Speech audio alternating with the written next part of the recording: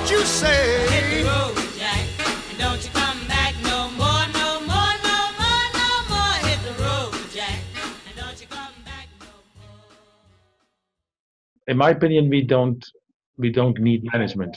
So I was, as being a manager, I said to my colleagues, I think it would be much better if we weren't there. So if people just go there, we are more obstacles than supporting people. So that was my idea about how organizations worked in general. That you see a lot of things which happens in organization. Managers themselves think that they are caused by them, and my opinion was that most things would be much better if they weren't there. So that was the reason that I wanted to create an organization which was based on intrinsic motivation of nurses. And my idea was that if nurses are working together in small groups, they can organize everything themselves. So since 2007, we have had many nurses all over the country who applied for jobs, and still we have 100, 200 people per month coming in and joining us. And these teams are just growing. They have clients, they have referrals from doctors, from hospitals, from patients themselves, and they're growing every year. So we're growing every year with 1,500 people. Last year we grew with 40 million euro. So it's an organic growth. We don't make strategic plans of policy plans. It's just growing organically because people are very satisfied. The patients who get the care are very satisfied, and the nurses are very satisfied by the way they're working. We have been the best employer in Holland for 5 years now, and we have the highest satisfaction rates, and we have the lowest costs. So that's a good combination. And the way we organize leads to a back office. But I'm sitting here. That's the head office, and we have 35 people working here at the head office, taking care for 10,000 people at the moment. So and at this moment we are in a takeover for an organization who delivers more social care, so domestic care, cleaning the houses and so on. So the coming month, more than 3,000 more care workers will join us. So that will be a transformation of this organization. We only get the workers, so we don't get the management. So it's only the workers who are dealing with clients. And then we have the other countries, like in Japan. So we started to work in Japan and in Sweden and in United States. And we're now just back from Singapore because the Singaporean government wants to experiment with our model. In China we started, Taiwan wants to start, Australia, Canada, and I've been, all these Scandinavian countries are more or less experiment. We have an organization in Sweden called Granvard Svirich. And all the European countries, most of them are interested. We're working with some groups in England and Scotland and in Germany.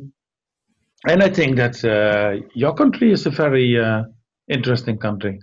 But the most important thing is that it's just to focus on positive things. So not on negative. So not assuming that people don't want to do things properly. So I trust all the nurses. I don't have any reason. In these 10 years, we are celebrating this year our 10th anniversary. We have 10,000 nurses. We served for 600,000 patients, and we didn't have one complaint. So an average home care organization in Holland, which is much smaller, has 50 complaints a year. So you can say that by working this way, it works very preventive. So everyone takes their responsibility, and you see that this ownership, feeling responsible for what's happening in your environment, is much stronger than when you're working in a hierarchy. So I say the chance that anything goes wrong is much smaller than working in another organization where you're more, you can work more anonymous. So if you work in the organization I worked for, I saw a lot of things that you can hide from other people, and you are not. It's not very clear what you're doing. That's not possible in our way of working. Everybody can see what you're doing. So these are some things. But is that an answer to your question? Yeah, it's also the paradox of trust. Sometimes we talk, the trust shall be gained. You have to prove your trust, but I hear from you that you just trust, and the trust. Yeah. No, but it's the opposite. It's the opposite.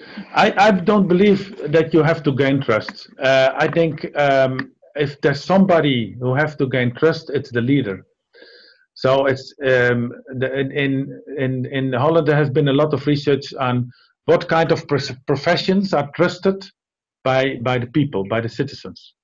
And people trust doctors, nurses, teachers, and they don't trust managers. So there is a big trust. So I should, this discussion, I think that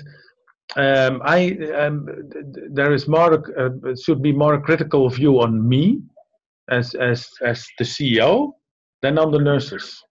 What we do in our teams is say, support each other, find informal ways to deal with people around you, respect each other, respect other people, and don't spend too much time on status and ego things. So I think it could be used. This whole idea about self-organizing can be done in hospitals. It can be done in schools, in with the police. I'm advising police. Next week I have a meeting with the Ministry of Education about how to adopt the principles in schools. So it's a discussion which is much bigger than only healthcare. If bigger organizations are not moving towards thinking about the higher purpose, they won't survive at the end.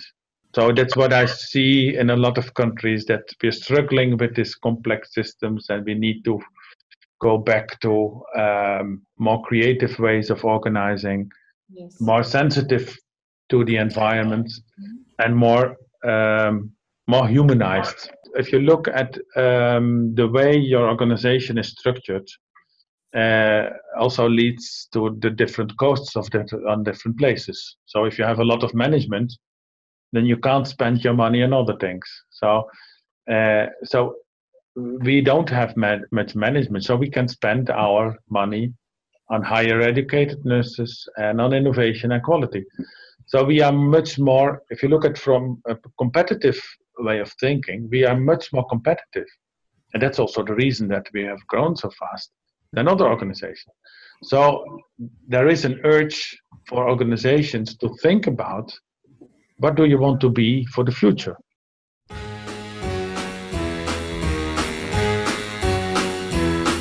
Hit the road, Jack. Don't you come back no more, no more, no more, no more. Hit the road, Jack. And don't you come back no more. What you say?